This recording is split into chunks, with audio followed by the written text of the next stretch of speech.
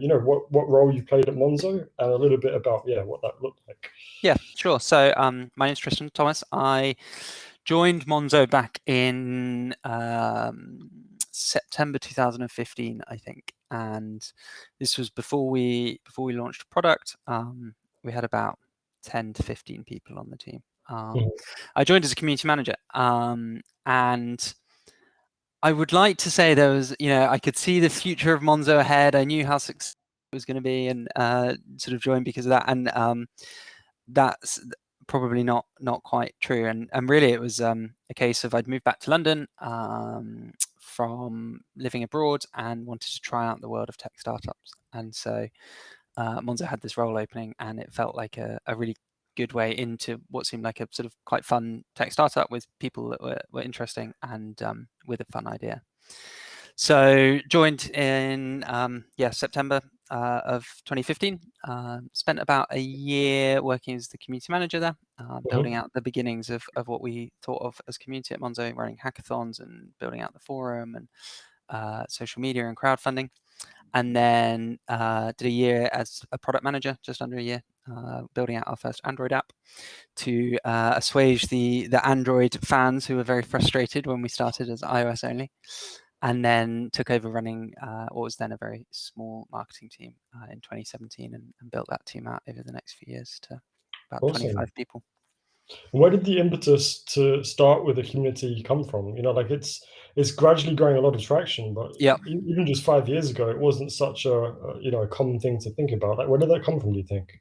Yeah, I think it was a few things. I think so early on, we were really focused on building a bank with an API and all of the things that enabled around it, and that through both that sort of messaging and positioning, but also as a result of the early employees that we had, meant that our early audience and the early Mondo people at the time were sort of tech people, probably in East London, and who were really excited about that. And so to start engaging them, we ran things like hackathons, mainly because we wanted to do them, and it seemed like a fun way to spend a weekend. And we ran our first one, and it was a bit awkward because it was only friends of employees who came, and there were like 10 or 15 of us. And then we ran another one, and 30 people came, and then 50 people came, and suddenly it was like hundreds of people. And that felt really magical because that's not something you'd ever been able to do with a bank before. And I think that was the beginnings of us saying, okay, there's something really, really interesting here. And then we sort of, our first 3,000 or 5,000 cards, we couldn't post. We weren't allowed to from a regulatory point of view. And so we had to invite people into our office to come and get a card. And so for about 3 months, I ran twice a week, Tuesday and Thursday nights. We would invite 100 people into the office, give them a talk about Monzo, give them some pizza and drinks, and then give them a card. Apart from being knackering, it was an amazing way to meet your first few thousand customers in person. It's kind of magical. And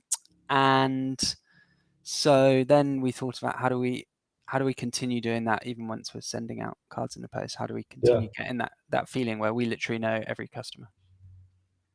That's quite a big ask to kind of, like, how did you go from this cool idea, it'd be nice to get to know our customers a bit and connect with them, to actually making it happen, both from the hackathon perspective, but also, especially when you go past the hackathon stage to a wider customer base? How did you strategize and think about that?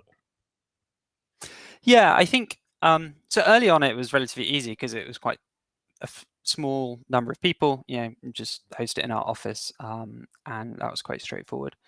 The interesting question came when we wanted to start to figure out how to scale it, because a hackathon really taps out. We ran one for 250 people, and even that was pretty full on, took up a lot of time, and was only 250 people, and by then our user base was a few thousand. And that continues and gets worse over time, that mismatch of scale. And so we wanted to figure out a way to do that at scale, and it's quite difficult, I think.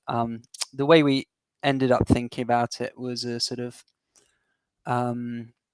like a graph on two axes, one where you have like the effort it takes for a customer to take part in it, and the other one's the sort of buy-in they get from it, or the investment that they feel as a result of it. And so trying to sort of plot all the way up that graph, starting with something that's really, really easy for a customer to take part in, following us on social media, for example, really, really easy, but also you don't get much out of it either way. But it's the beginning, and then you keep working your way up there, and probably halfway you have forum where you have to go and create an account. It's quite a lot of effort. You take part in it, but you start to get more out of it.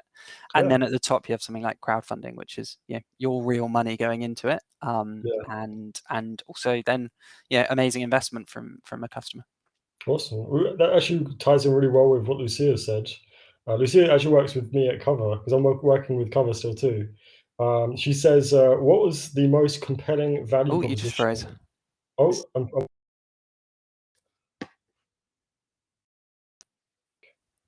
there you go. You're back. My internet's terrible, so if it cuts out, I do apologize. That's right. Yeah, so Sicily's not good for internet. It's good for many things, but internet's not one of them. I would swap internet for Sicily, I think. So yeah, Lucia asked, what's like the best kind of value proposition that Monzo users had to join the community? What was it in it for them, especially at the start, but as you grew as well? Yeah. What we found, so right at the beginning, we were running some Facebook ads just to get people sort of interested, signed up to the waiting list on the website. And we tested out a bunch of different messaging there. And what was by far and away the best was help us build a bank, be part of building a bank that you'd want to call your own, and variations on that messaging. And again, for that audience that we had at the beginning, who were techie, into new companies, new ideas, new technology, just sort of very early adopters, the idea of being able to shape and craft what their bank would be and really impact those features was amazing. And so that was sort of how we drew people in at the beginning, and then we worked to sort of actually act on it and make that come through into fruition. So for a customer, being able to suggest a feature on a forum, talk to some engineers about building it, and then 3 weeks later see that literally appear in your banking app is magical. And especially when you compare it to Barclays or HSBC, where I don't even know how you would suggest a new feature to them. And so having that sort of gulf was, I think, really, really powerful. I think you even had it in your favor that banking is like typically unsexy in some way, because if it was like a cool thing, it wouldn't be as compelling. But having an unsexy thing like a bank, and like, hey, make it better, essentially, I think that works probably in your favor. Yeah, definitely. And one of our other core pillars of the way we thought about community was transparency and sort of focusing on radical transparency. And again, that was mainly because that's the way we wanted to build a business and what we thought a company should do. But from a differentiation point of view, when you compare that to banks, it was worlds apart. And so that definitely helped. Yeah. So Lutia's asked something else, which he said, how closely did you work with these users who were sharing their ideas with you?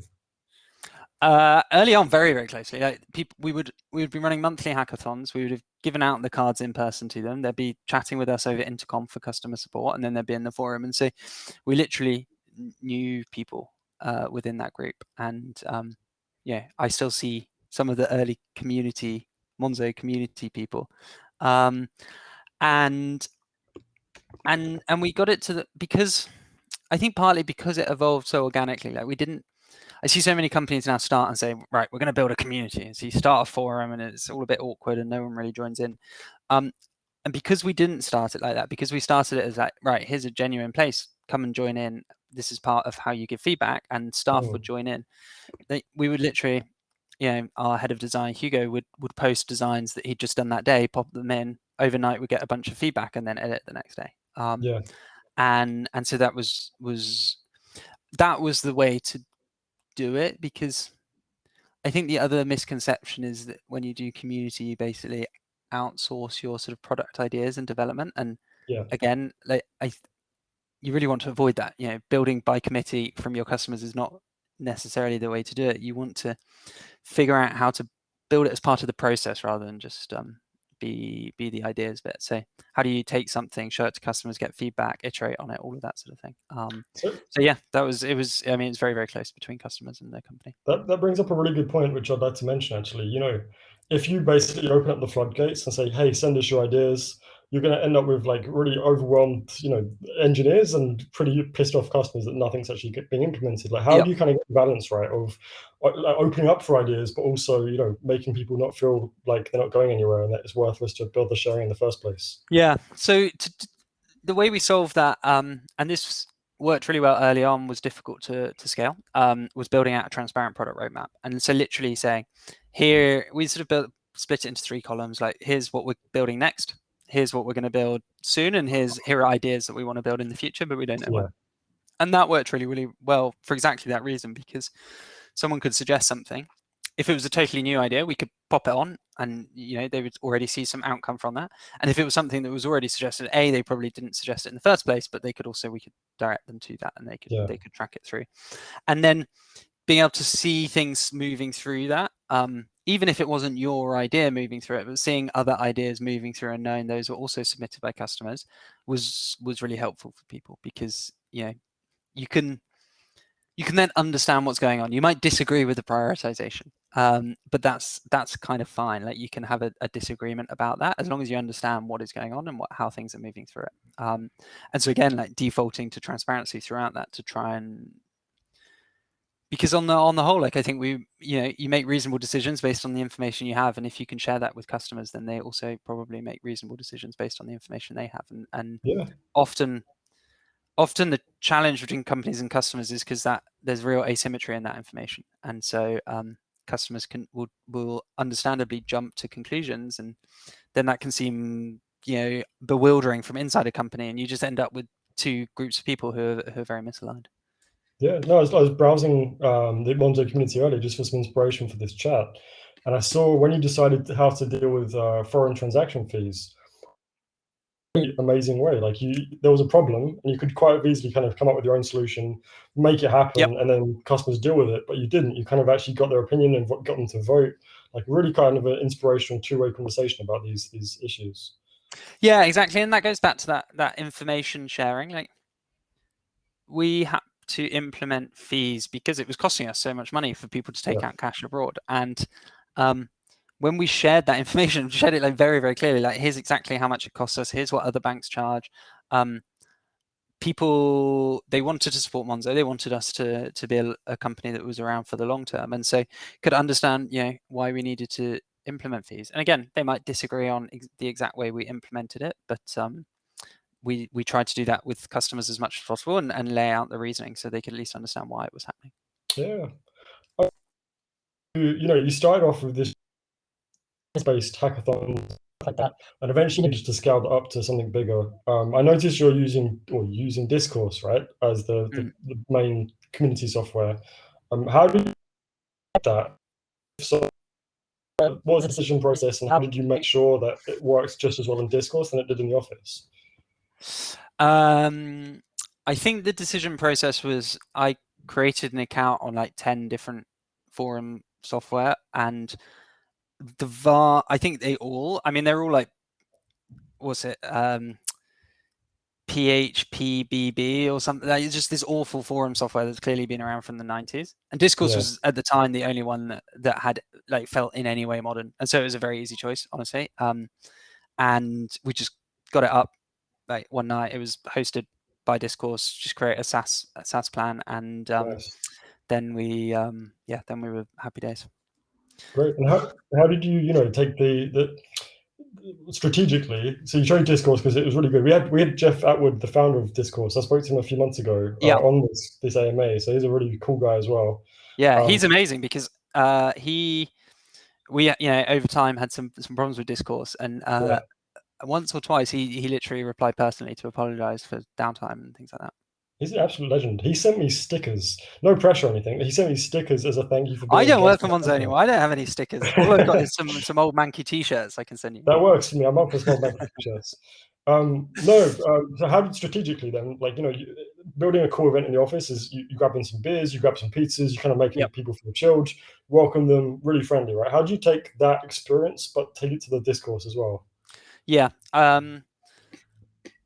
I think a combination of things. One was making it so, one of the benefits of an in-office thing is it feels very natural and authentic. And that's because it is like you're literally talking to, you go to an office, you're literally talking to a company's employees, and it doesn't feel like you're talking to a PR machine. It doesn't feel like you're sort of hearing the company line. And all too often when companies and employees have to go online, they either are not allowed to speak like that or get sort of a lot of control on what they say. And so one of the ways we thought about it was making sure that it was really, really clear for employees, and especially early on, like employees wanted to do it because they were also excited about Monzo in exactly the same way. And so the difference between a community member and an employee was literally they're similar people, and one works for Monzo and one doesn't. And so making it clear and giving employees a bit of framework and structure to understand how they can take part, and that they can be themselves and they can share information about what they're working on, and all of that sort of thing. I think that was one part of it, and the second part of it was and this is true of every time I think communication moves online, is you have to move from what feels like normal communication to over communicating. And like I think as companies have gone remote, that's the same for employees between themselves. You can't, it's not like dropping around the water cooler to chat, and it's the same, you're not at an event where you can chat. And so you need to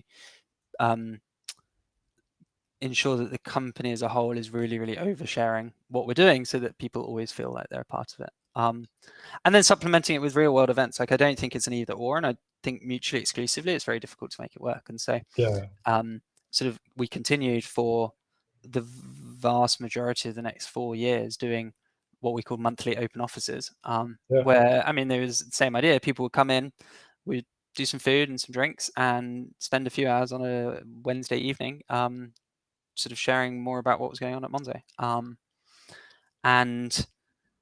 And that worked really well, because as we scale, we had to figure out, okay, we can only hold an event for a few hundred people. And so then doing a bunch of like media around it, filming it, doing social media and being able to share that more widely meant that we got those benefits of doing it in person, but we're also able to share it more widely. And so starting to think about how do all of these things can connect together, and again, connect together on that line of sort of effort for a customer, and making it all feel relatively cohesive.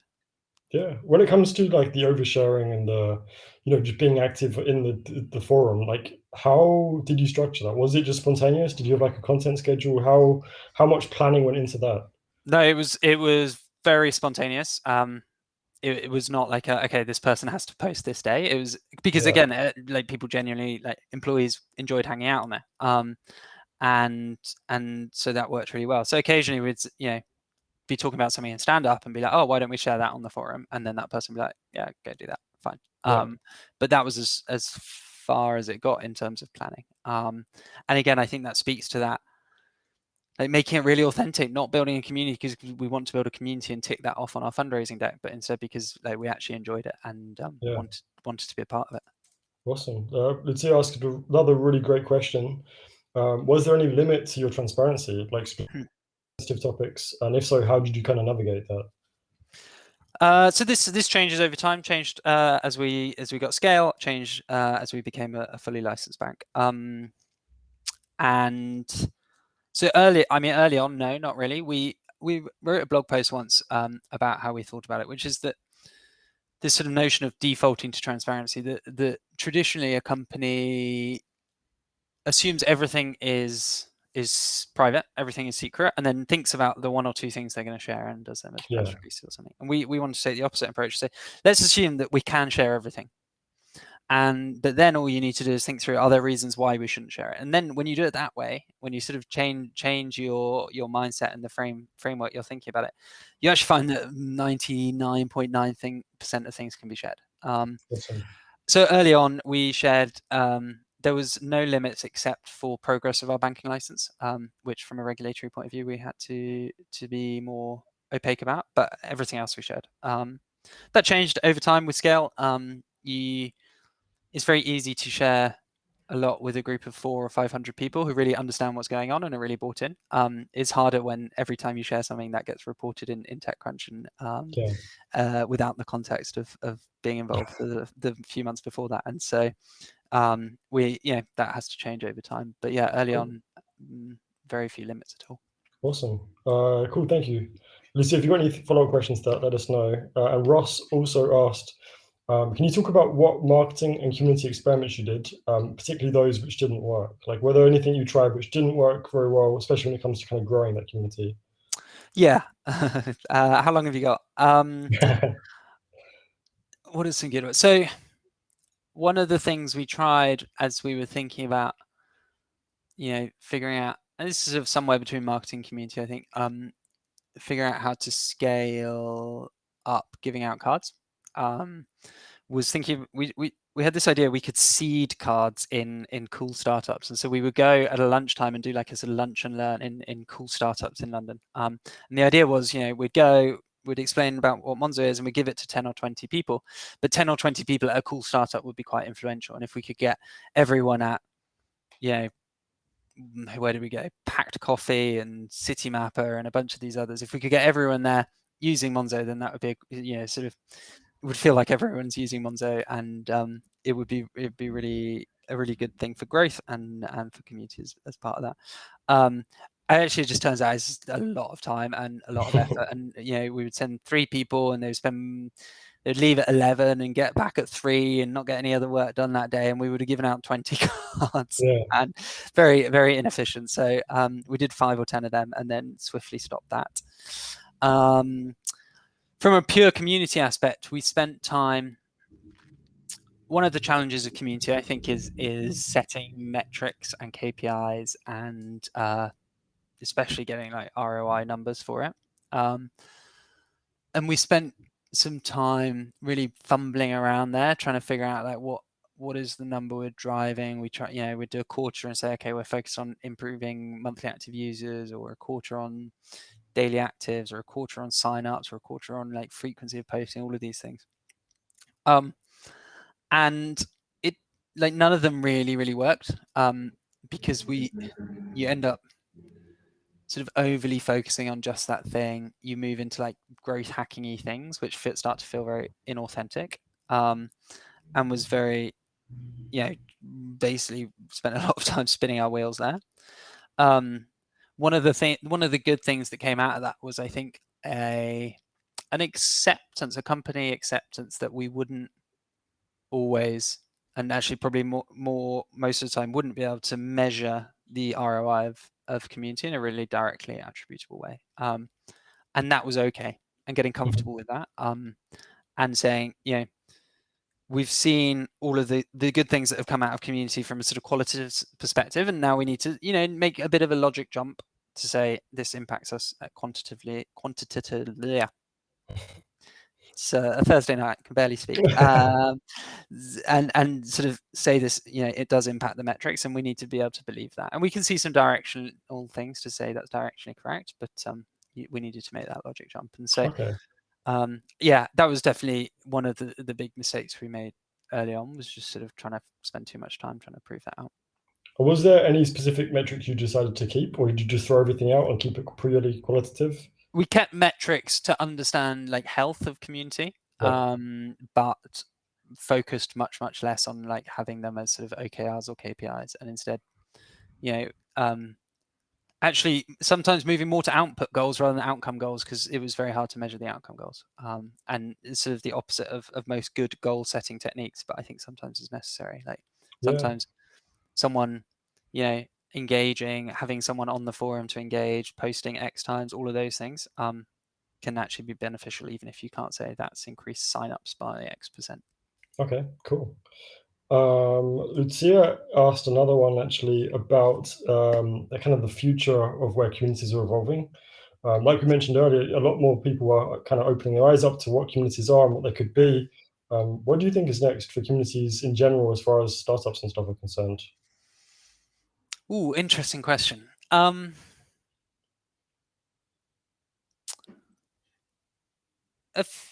few thoughts. I wish I knew the answer. I think one is we'll go through sort of these ups and downs, where community is suddenly really popular, and like I said, everyone has to have a forum. And we definitely went through that in fintech 2 or 3 years ago. Like every new fintech would start a forum, and then a year later they would close it down because no one uses it. And I think community is still growing as a concept, and so we'll see that reflected across like a bunch of startups where for the next year or two, it'll continue to be the hot new thing. And then for a few years after that, it'll probably be, that doesn't really work. Why are we going to do that? And that's fine. You go through these up and downs, and I think we'll end up at a sort of healthy, growing equilibrium. And I think the other thing is, like, if you take a step back, it's going to, not every company can have a community necessarily, and that's fine as well. But there's also interesting, and I don't know really how this works, but I do wonder if there's sort of interesting crossovers between companies. What we saw with the Monzo forum is, early on it was all about like Monzo features. This is the feature we're building next. Here's what it looks like. Then the next thing, it sort of grew, and people started talking more about like Monzo in general and where the company was going. And then it grew again, and people started talking about challenger banks in general and what else was out there.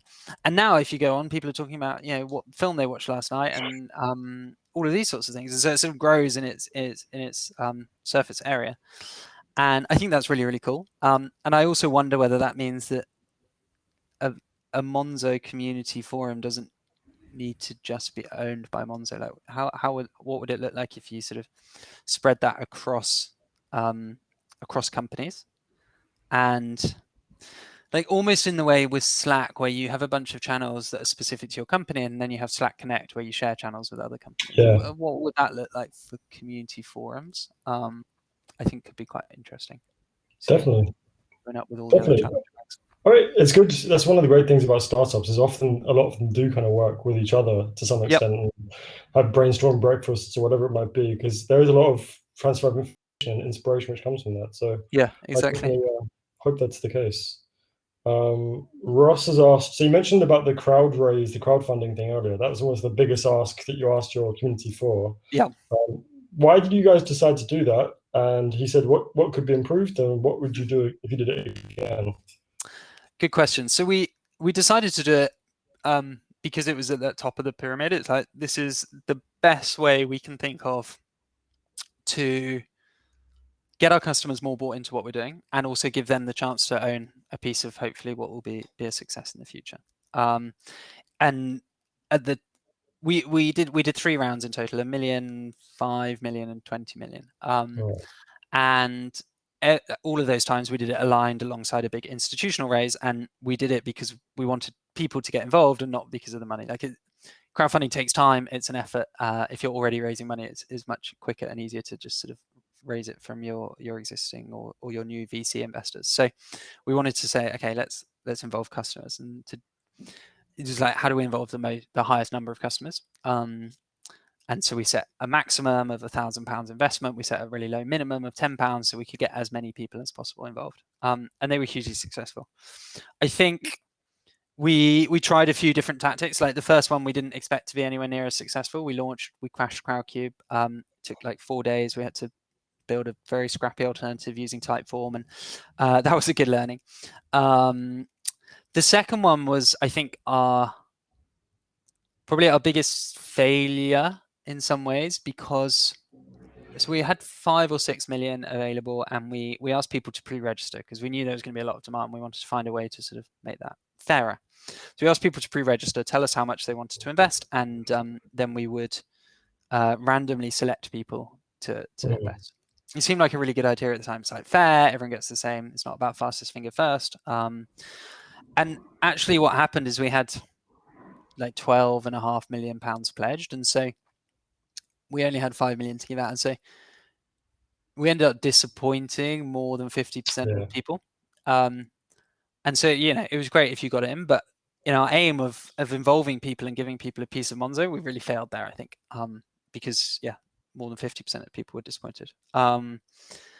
Our third one, we rectified that by just doing a massive round, and it meant it sold out in 3.5 hours. But it meant that if anyone was actually really keen, you could get in, and I think that was our most successful. But raising £20 million through crowdfunding is a lot of work. It took 6 months, lots of legal work. So there are downsides to it as well.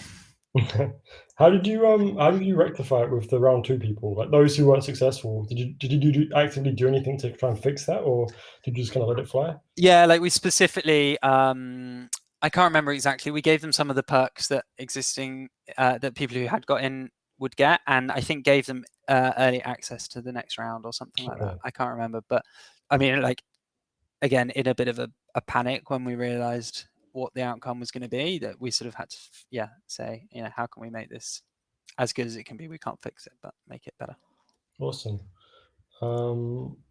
Ross wrote something else. You've had your growth challenges as any startup. Do you see the community turn on you at times, and how do you manage that? So yeah, actually, that's a very good point. It's always like this big thing with developing, which can suddenly come with your forks and stuff like that. Yeah, definitely. Many times. I think a few times that stand out there. Well, I mean, taking a step back, so some of the challenge of growth, one, you have a lot of people. Obviously, it's much harder to communicate something to tens of thousands of people than hundreds of people. Two, people are maybe less engaged, or at least less knowledgeable, because they're new, they're less early adopters. We started to move out more into the mainstream, and so sort of people who weren't necessarily tech geeks got involved, and the ramifications of that are things like a product roadmap which says, we're going to build this feature hopefully over the next few months, that then changes. If you're into tech, you can understand why that happens, but if you're not, then it just feels like the company's lied to you and not shipped the thing it said it was going to. And then mistakes on our part as well, on as we made that, struggled with that transition from full transparency to everything, to having to be realistic about what we could share as a regulated bank with millions of customers. We also failed at times at that, on sharing correctly with people, and we sort of ping-ponged between it. We'd share too much, and then we would share less, and from that point of view, that was very, very difficult. And I think we underinvested in community in when we went through rapid growth, and it was, I mean, to some extent, a conscious decision, in that we had limited people and limited resources, and we said we're going to grow from 1 million to 4 million customers over 18 months or 2 years. And it was kind of doing that, or being able to really invest in community in some ways. And I wish we'd been able to find a way to do both, but it meant that we had to deprioritize one for some time. And I think that definitely hurt us, because running community for 5 million customers is a very different ball game to running it for 50,000 or 500,000. And it requires a lot of investment, a lot of thought, a lot of time, and like new tools to do it. And at times when we grew really fast and we didn't do that, it was very obvious, again, because it was so authentic, it was obvious to the community when we were deprioritizing them, and that doesn't feel good for anyone. Yeah. So Lucia asked what was on my mind, actually, which was, what would you have done differently had you decided to invest early on in the community at the same time? What would you have done differently? What are some things you think you would have changed? I would have hired more and had people really dedicated to community. We sort of went through ups and downs, but we never really had more than 1 or 2 people focused on community as a whole, including events and everything. So for the forum example, we never had a full-time person. And I wished I'd done that, really. And being able to have someone whose sole focus is that, they're able to think about it, they're able to get resources and time and engineering work to make improvements there. I think that would be the main thing, to be honest, just focusing more time and energy on it, basically. Cool. I go back and forth on this when I think about it, because I think I would still make the same decision. For the business as a whole, we needed to grow, and we needed to grow fast, and so that was the right prioritization decision, I still think. But it's never truly an either or, even if it does feel like an either or at the time. Yeah. And how did you deal with, somebody asked before we kicked off, somebody asked about trolls. Did you ever have trolls, especially people who are pissed off with Monzo or whatever? How do you deal with them in a community this fast and growing so rapidly? Yeah, I think all online communities have trolls, at some scale. We just took a relatively straightforward community approach to that. Start with some logical reasoning, try and talk people around. Sometimes it was people just upset, and that's understandable. It's part of the challenge of holding people's money, is that you have a lot of control over their lives, and for good or for bad. Like sometimes we were right and sometimes we were wrong, but if your money's frozen for an hour, then that's very, very frustrating, and understandably you go and sort of vent that frustration. So being reasonable about it and understanding that and taking steps, and then just then taking people through warnings and bans and all of that sort of thing. Like I think the same steps most online communities have to deal with. But we definitely did. I think if we were a sort of social media app that people were excited about, it would be much less stressful for them, and that would not trolls necessarily, but it would just lead to fewer upset people than their bank account. And so that brings a lot of challenges and regulatory reasoning for having to block accounts and that sort of thing that you have to be you can't talk about much, makes it even more difficult. Yeah, makes sense. Lucia wrote, looking back, what do you think, where would Monzo be if you wouldn't engage in any community building? Like if you decided not to do it, what would the consequences be? I'm very biased. It'd be tiny. No one would be using Monzo. That's a good question. It's really hard to answer, is the honest question, because we never draw that direct line. I think that we would have probably two things would have been really different. One, the overall brand and the things that Monzo as a company cares about would be quite different. I think one of the real strengths of Monzo was it as a company cared about society a lot and wanted to take an active part in that. And that came from employees, obviously, but it also came from the community. And so whether that's really, really small things like the company, going on Pride March and having community members joining as part of that, all of those sorts of things up to sort of more serious debates, I think was really healthy. And I don't think we would have had that same thing without the community. And from that, we got huge changes to the industry. One of our key focuses was on introducing controls around gambling, and letting people block gambling transactions specifically, and that helped multiple individuals get out of debt and stop gambling, and Yes. one or two of them credit it with saving their lives. And I think without having that community, that would have been much less likely to happen. So I think from that perspective, and then I think the other benefit for Monzo perspective is the way I think community supercharges all of your other metrics. So we had a strong referral program, and I think people who are involved in community and involved in the company are more likely to refer and are more likely to refer more people.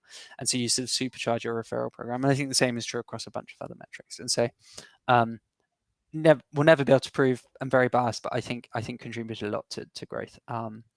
Again, is not what drives growth. Drives growth is an amazing product. And that's what we focused on throughout it. But having community around that to supercharge all of those, I think is really, really powerful. Okay. What do you think were the biggest values that community created for Monzo? Like you mentioned a few already, this referral and things like that, but was there value for like engineers too? Was it good to have people to kind of test and iterate quickly with? Yeah, definitely. Like early on, it's amazing. Like as an early stage company trying to find product market fit, in some ways the hardest thing is finding users, talking to users, getting them engaged in what you're doing and getting feedback from them. And we had this amazing pool of people who were excited, who wanted to use Monzo, who could give us feedback, who would do it like overnight, instantly. That's amazing. And was a sort of godsend for product teams, for product managers, designers, engineers. So that was hugely beneficial. And as you go later on, that becomes less relevant, because the Monzo forum, I think, probably has low 5 digits of sort of relatively active users, I would guess now. And now 5 million customers, that's actually a small percentage and represents more of a sort of early adopter base. So, but what we found with the community is they acted really, really well we thought about it as like a canary, the canary in a coal mine, or whatever the phrase is. They're like an early warning indicator for when we're getting it wrong. And Okay. that happens with all companies. But if we built a feature and it just didn't make sense to customers or wasn't worth money that we were charging for, or wasn't explained well, all those things. Even later on, as the company was much, much larger, the community were able to call that out and say, hey, this is wrong. And that brings other challenges for us as a company, like in terms of knowing who we should listen to and who we shouldn't, and how to prioritize that. But seeing that as a sort of, like a flashing red carbon monoxide detector, you're doing something wrong, was really, really beneficial. Yeah. As the again, maybe you left your role as community manager and kind of had advanced by then, but as the community kind of developed and went from being early adopters to like more mainstream crowd, how did you guys change your organization of it? Like deciding what to post, deciding how to use it. Did that change at all your strategy after it started to grow? Yeah, I mean, definitely in the sense that the people who were engaging were different people demographically, basically, in terms of like how engaged they were. And so we needed to think about planning things across that spectrum.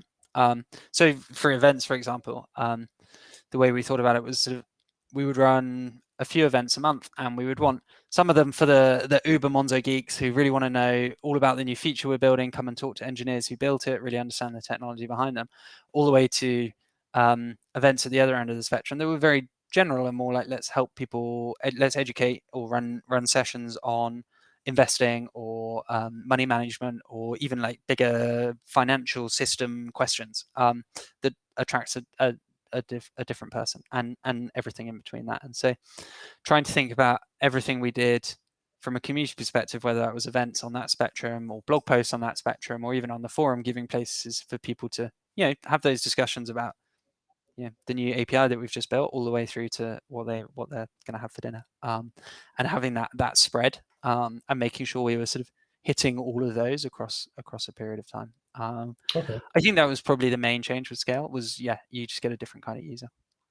And for like the events, for example, did people self-select, or did you somehow kind of corner these guys off and segment them in order to invite them to the events? Mostly self-selection, which, I mean, works pretty well. People know what they're interested in. What we would do for specific events is try and reach out to people who we thought would be interested but hadn't come before necessarily, and try and, one of the dangers was the people on the the Monzo Uber Geek session actually wanted to come to all of them and would take up all the space. And so finding ways to seed early tickets for this side first, before the sort of the fans came in, so that we had a good spread, and we're reaching those different people. Okay, I've got a question which actually links quite closely to Ross's one. So Ross said, did you treat your crowdfunding investors differently to your regular community? And I would add to that question as another layer, treat your Monzo Uber geeks any differently to like the wider community? And if so, kind of how, and what did that look like? Yeah, so we thought about this a lot, actually, and the answer is a bit, but we tried to make it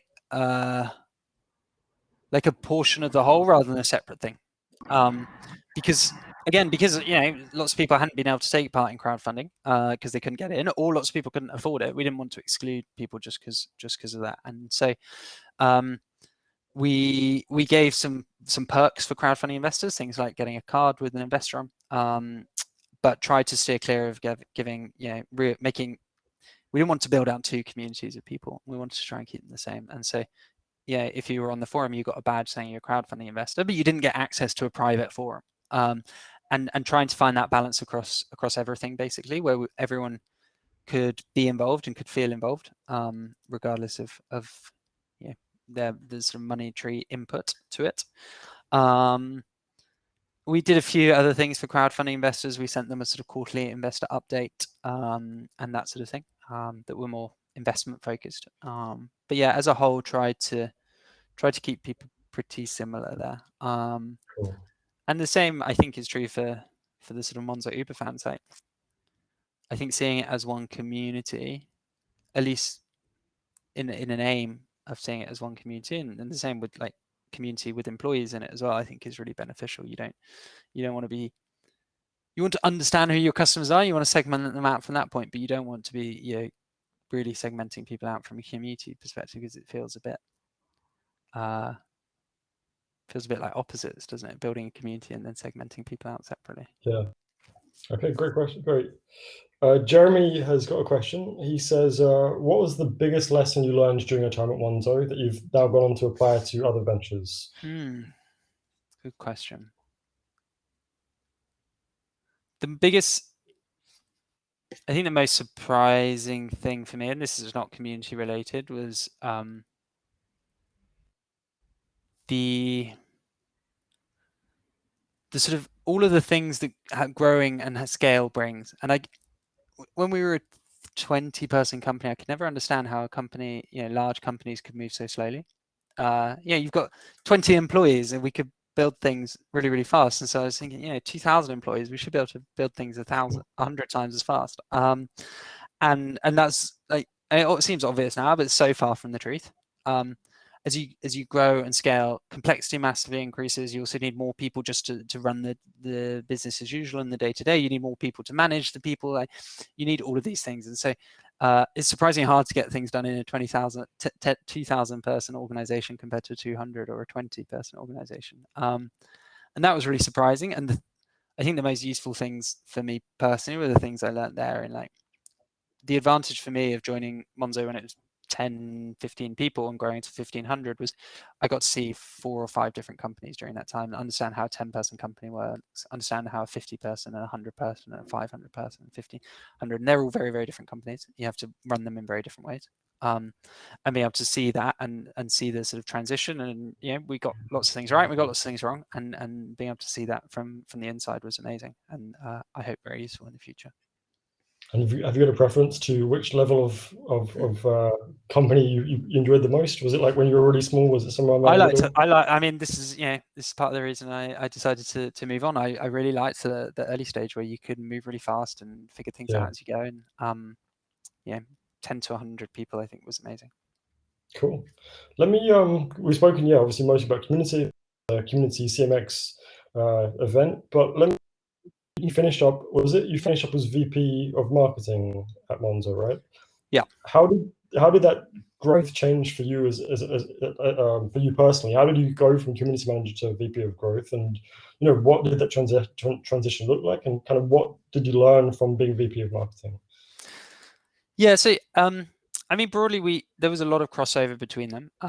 For a long time, that team was called the marketing and community team. And actually, for basically the first probably 3 or 4 years of Monzo, the marketing team was a community team. We had 3 to 5 people, and they were community manager, content people, really all focused on what I would now think of as community, because that was where we were getting growth from. We were getting growth from our referral program, and continuing to generate content and work with community was really benefiting that. And that was where, the vast majority of our focus was, together with some sort of outward communication stuff, figuring out how do we communicate what we're doing to the world. And again, there's a lot of crossover with community there. And so it wasn't until probably like 2018, 2019, where those really started to not diverge, but in the sense we actually started to do marketing for the first time. We brought on performance marketing team. We ran large scale TV campaigns and tube campaigns and all of those sort of more traditional marketing techniques. But we always tried to keep them pretty aligned. Like there was always part of the same team. Community managers were part of the marketing community team. And so from that point of view, I think they were very well aligned. For me personally, it was running a large scale TV campaign was terrifying, but amazing learning experience, and so very, very different from community and very different from performance marketing. And so being able to see that breadth was very beneficial, I think. Okay.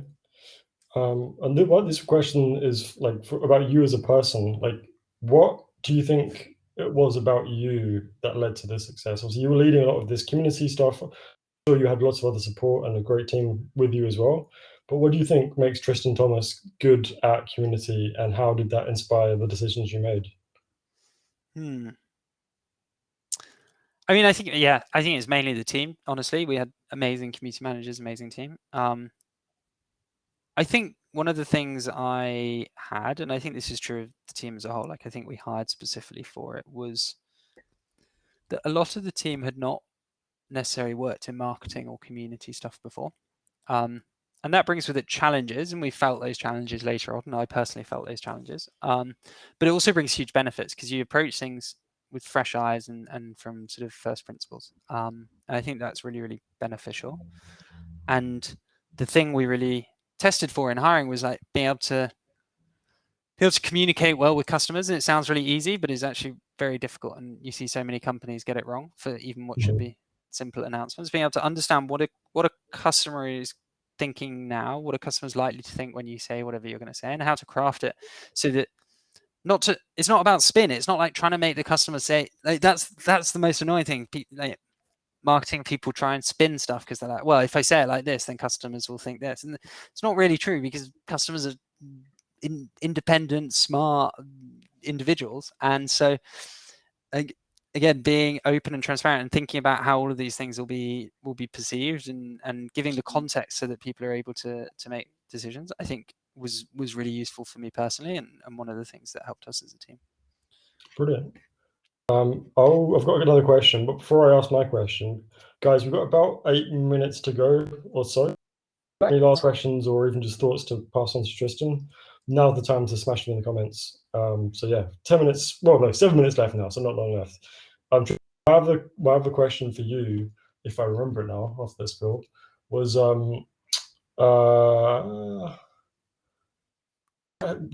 you when you're learning on the job, obviously you started as community manager and you kind of worked your way up to VP, so it's a lot of learning here. What is your approach when you're learning on the job? Are you diving into different industry topics too? Is it mostly kind of self-exploration? Is it super specific about your actual approach in learning on the job? Yeah, I think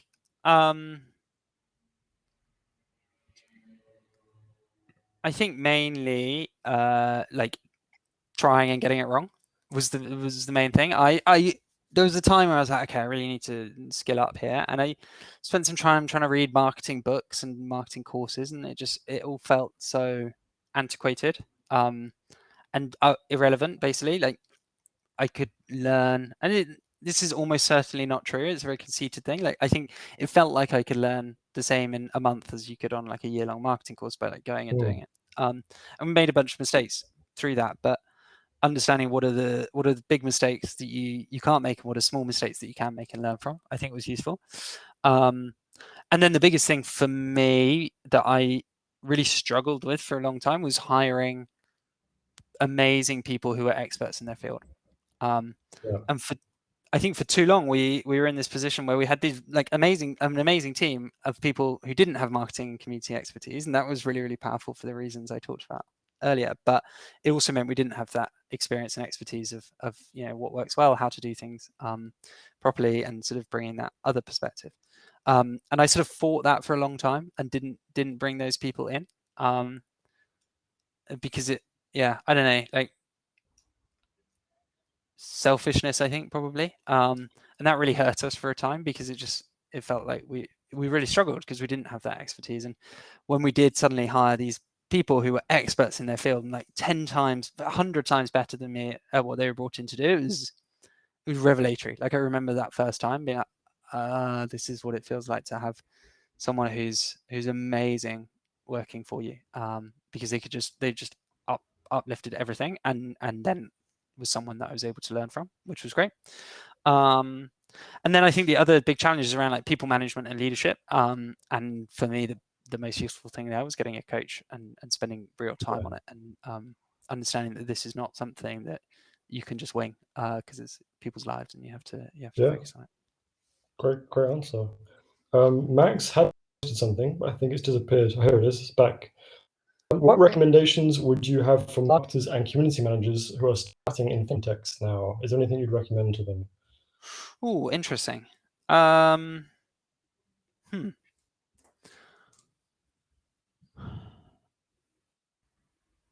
this is going to sound a bit trite, I think, but I still see so many companies get it wrong. Is like, talk to your users and spend literally the vast majority of your time, and especially your first 6 months, talking with users and interviewing them and doing groups with them. And the biggest skill you can have as a marketer or community manager is getting so much context and so much understanding of your customers that you can predict how they're going to feel, what they're going to think. And the only way you can do that is by talking to them and talking to them so many times that you can start to predict. And there's an amazing feeling you get during a user interview where when you've done enough, you can start to predict what someone's going to say. And that's like a magical point, because it means you can use that yourself. And it's really, really easy to dive straight into the work, start, following best practices, churning out content or working on community or whatever it is, and never spend the time on really, really getting under the skin of customers. And so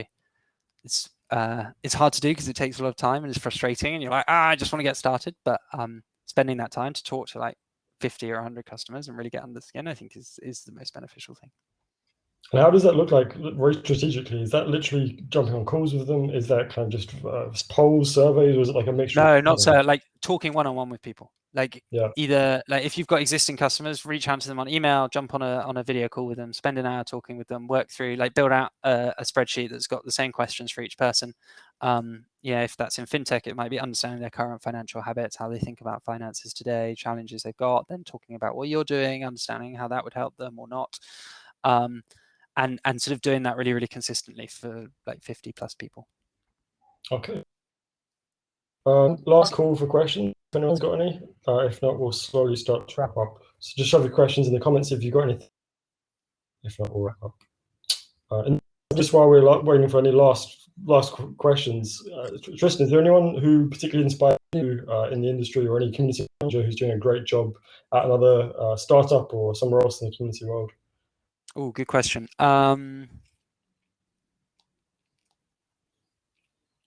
Good question.